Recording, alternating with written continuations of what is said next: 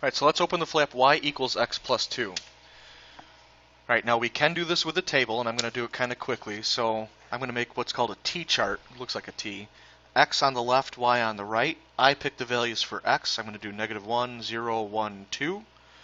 I'm going to plug those into this equation. So -1 plus 2 is 1, 0 plus 2 is 2, 1 plus 2 is 3, and 2 plus 2 is 4. We can plot those points. -1, 1, that's left 1, up 1. 0, 2 is not left or right, and then up 2. Excuse me. 1, 3, and 2, 4. And again, you would want to use a straight edge or a ruler to connect those, with arrows at either end to indicate that it's a excuse me, a line that goes on and on, theoretically for infinity. Now, if we wanted to use the slope-intercept form, or mx plus b, the slope is the number in front of x. Now, there's no number in front of x. When there is no number in front of a variable, then the number here is 1. It's called a coefficient. The coefficient is 1. So the slope is 1 or 1 over 1, which means to go from point to point to point, we go up 1, right 1, up 1, right 1, up, or down 1, left 1, down 1, left 1. The y-intercept is this number that doesn't have the x. So in this case, the y-intercept, which we use the letter b, is 2, which means that our line would start at 0, 2. Now, we already graphed it, but you can kind of see 0, 2 right here. Okay, and then to go from point to point to point, up 1, right 1, up 1, right 1, down 1, left 1. Alright, so let's open the flap for y equals -2/3 x. Alright, I'm going to make a T-chart. X on the left, y on the right. Now, before I pick values for x, this time I'm going to do it on my calculator. So, again, what I would do, let me tilt it this way. Alright, I'm going to clear this, or I'm going to quit this, so second quit.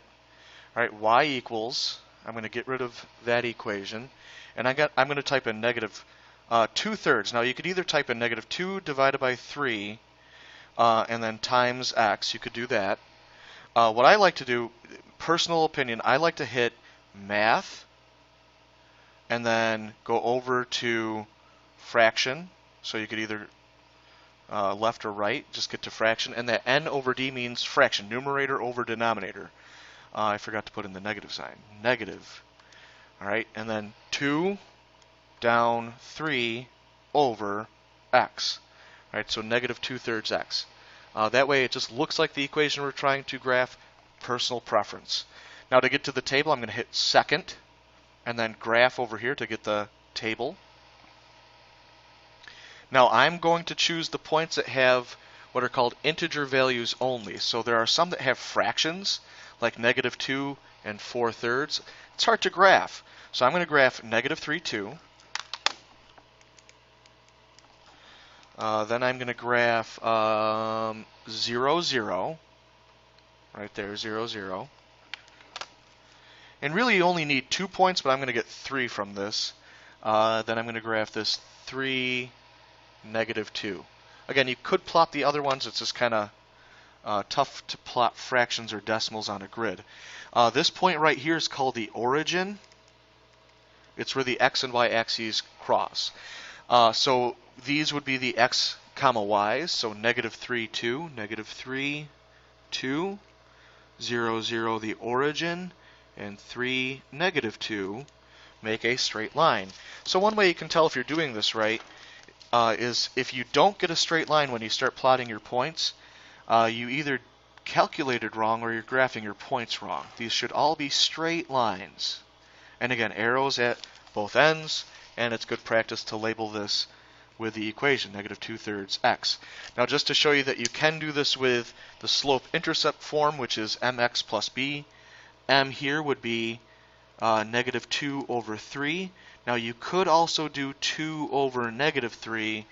I typically use this one, the -2 over 3. So we're going to go down 2 and then right 3 to get from point to point to point. Now, with the other one, you could go up 2, left 3. Now, the y-intercept, it's not there.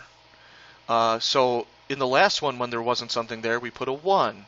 We would put a 1 because we're multiplying times x. Here, there's nothing there, and it's like addition or subtraction.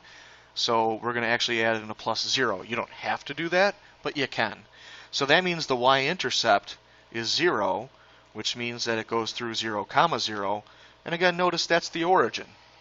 Okay, and if we go over here, it does go through the origin, and we could either go down 2 and then right 3, or up 2, left 3 to get from point to point to point.